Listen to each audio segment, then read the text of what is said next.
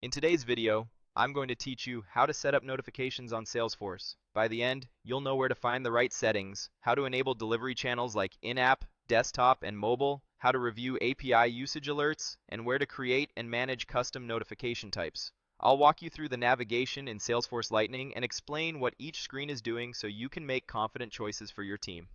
Start on your Salesforce homepage in Lightning Experience. Look for the gear icon at the top right. That's your quick settings menu. Open it, then choose the option that takes you into the full admin area, labeled Open Advanced Setup. This lands you in the Setup workspace, which is where all notification controls live. Once you're in Setup, use the Quick Find search on the left. Type notifications into the box. This is the fastest way to jump to the right place rather than browsing through menus. From the results, select Salesforce Notifications. This page gives you access to the standard notification framework and related settings that determine what your users can receive and on which devices. While we're here, click into API Usage Notifications. This section is all about keeping an eye on your org's API consumption.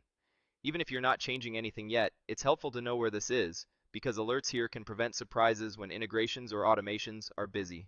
Next, head to Custom Notifications. This is where you define notification types that your automations, like Flow, Process Builder, or Apex, can send.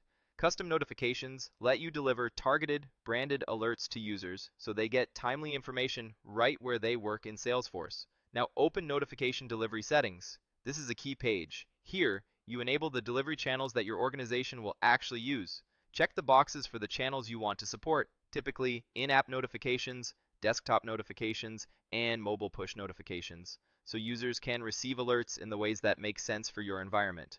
After selecting the channels, navigate back to Salesforce notifications if needed, and then save your changes so the delivery settings take effect. Saving here ensures both standard and custom notifications can travel over those channels. With delivery configured, return to API Usage Notifications.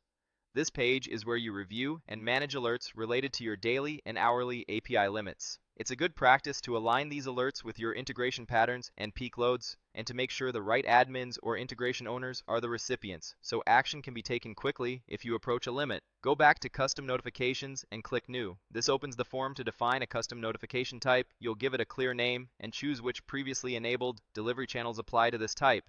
These definitions become available in Flow and other automation tools, letting you choose this notification type as an action when certain criteria are met.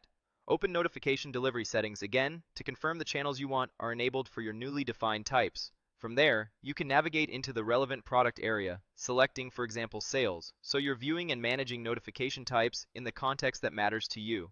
Click into a specific notification type to see its details. Use the arrow on the right of the row to open the Actions menu.